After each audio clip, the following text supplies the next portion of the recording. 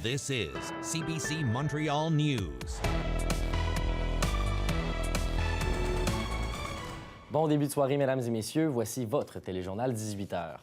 La tempête de neige qui s'est abattue sur le Québec ce matin a causé bien des problèmes sur les réseaux routiers. Kim, on parle de nombreux accidents, dont un mortel. À 6 heures ce matin, un autobus du réseau des transports de Longueuil a fait une sortie de route sur l'autoroute 10, direction est à la hauteur Carignan. Donc, c'est 16 passagers qui se retrouvaient dans l'autobus au moment de l'accident. 2 d'entre eux ont été capables de sortir suite à l'accident. Donc, on parle d'un homme d'une 50aine d'années et sa conjointe.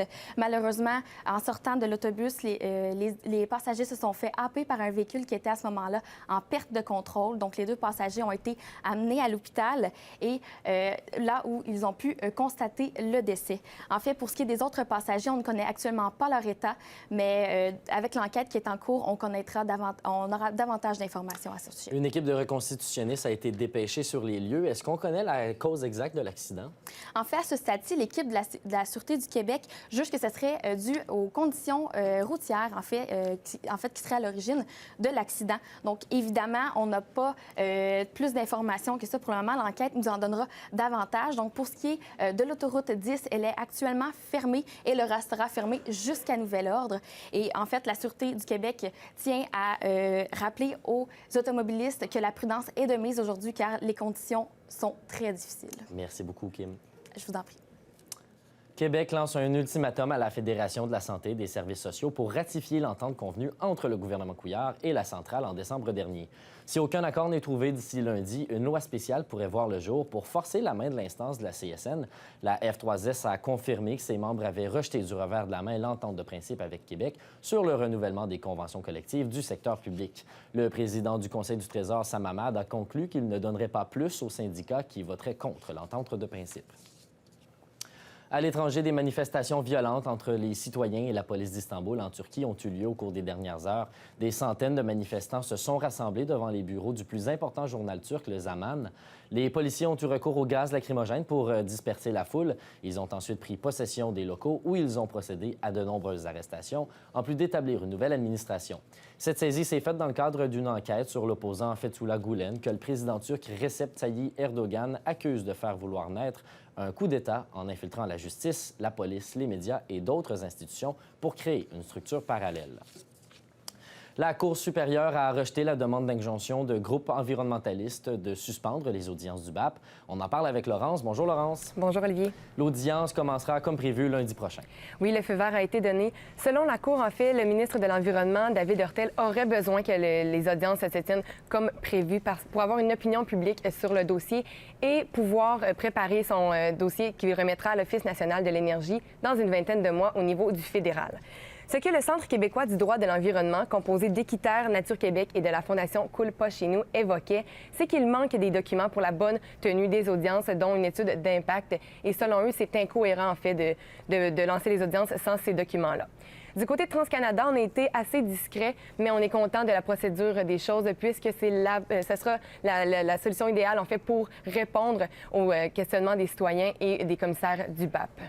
Le ministre de l'Environnement, David Hurtel, en a surpris plus d'un en début de semaine lorsqu'il a déposé une injonction qui obligeait TransCanada à respecter la loi sur la qualité de l'environnement du Québec. Exactement, et c'est une loi québécoise. Alors, on veut que TransCanada respecte cette loi. Par contre, de son côté, la pétrolière répète que son projet d'oléoduc n'est pas assujetti aux lois gouvernementales du Québec, mais bien au niveau du fédéral. Donc, la pétrolière n'entend pas mener une étude d'impact selon des critères fixés par le gouvernement du Québec. Ce dossier-là est toujours devant les tribunaux présentement, donc ce n'est pas réglé encore. En terminant, je vous rappelle que le BAP commencera lundi prochain à Lévis et le rapport final devra être remis au plus tard en novembre prochain au ministre de l'Environnement, David Hurtel. Merci beaucoup, Laurence. Je vous en prie. La récession albertaine qui s'est amorcée en 2015 se poursuivra pour toute l'année 2016. C'est ce que vient d'annoncer le Conference Board qui affirme que les entreprises du secteur pétrolier en Alberta déclarent pour 2015 des revenus en baisse de plus de 50 %. Ce sont les employés de ces compagnies qui écopent. Les pétrolières Repsol et Nexen ont toutes deux annoncé des mises à pied de plus d'une centaine de personnes. La géante CNRL a quant à elle perdu 637 millions de dollars en 2015. Le prix du pétrole albertain se situe sous les 40 $. Plus tard au téléjournal, controverse entourant la sortie de la nouvelle saison de la série House of Cards.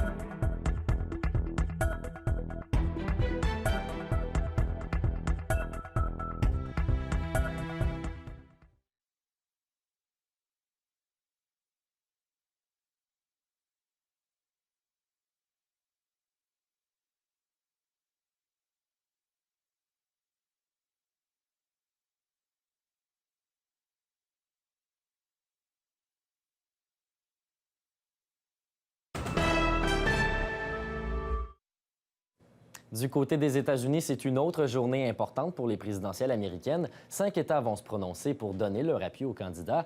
Le républicain Donald Trump et la démocrate Hillary Clinton souhaitent accentuer leur avance dans la course à l'investiture. L'ex-secrétaire d'État, qui a aussi pris les devants lors des premières de mardi dernier, est donnée gagnante dans plusieurs États en jeu aujourd'hui. Dans le camp des républicains, le milliardaire new-yorkais, qui a remporté 7 des 11 États en jeu lors du Super Mardi, pourrait mettre plus de distance avec ses rivaux s'il gagne le Kansas, le Kentucky, la Louisiane et le Maine. Et dans le contexte de la campagne présidentielle, la 4e saison de la série originale de Netflix House of Cards, diffusée depuis hier, est au cœur d'un vrai battage médiatique. On en parle avec Corinna. Et Corinna, c'est Donald Trump qui se retrouve au cœur de cette polémique.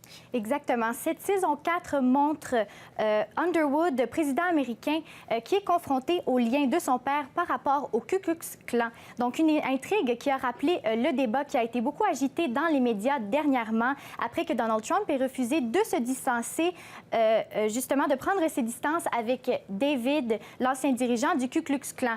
Donc, ce dernier lui a apporté son soutien et continue de professer la supériorité à la race blanche. Certains n'hésitent donc pas de comparer Donald Trump au fameux personnage de la série House of Cards. House of Cards étant une série qui raconte l'histoire de la politique américaine. Interrogé sur la chaîne CNN à ses propos, Donald Trump a déclaré ne rien connaître du Ku Klux Klan ainsi que de David Duke, l'ancien dirigeant de celui-ci. Le lendemain, face à la controverse qu'a déclenché sa réponse, Donald Trump a essayé de justement réitérer la situation en expliquant qu'il n'avait pas bien entendu les propos du journaliste et que son oreillette était défectueuse. Donc, même si rien n'est confirmé, on verra si les prochains sondages détermineront si ces dernières nouvelles auront bien sûr une corrélation avec les prochains jours et les présidentielles américaines qui s'en viennent. Et puisque cette série tourne autour de la politique américaine, on verra si cette situation risque peut-être d'attirer les curieux à visionner la nouvelle saison de la série. Et d'ailleurs, plusieurs voudront peut-être aussi regarder les films de la Guerre des Étoiles suite au décès de Tony Dyson, le créateur du robot R2-D2.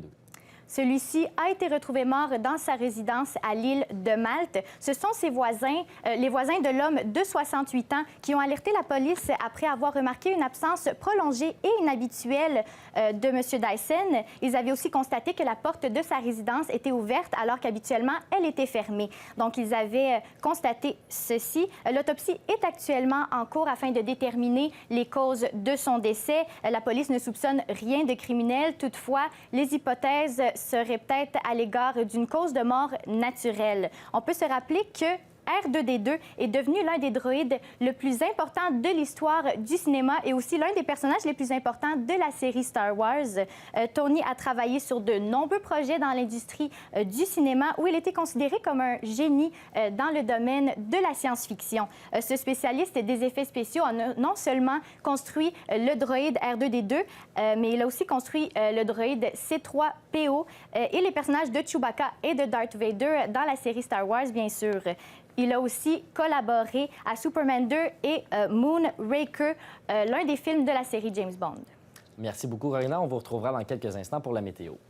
Le maintien de la fermeture de l'ambassade canadienne en Iran nuirait au développement des entreprises canadiennes, notamment dans le secteur de l'aéronautique. Des compagnies dont Bombardier demandent l'aide d'Ottawa pour parvenir à percer le marché iranien avant qu'il ne soit trop tard.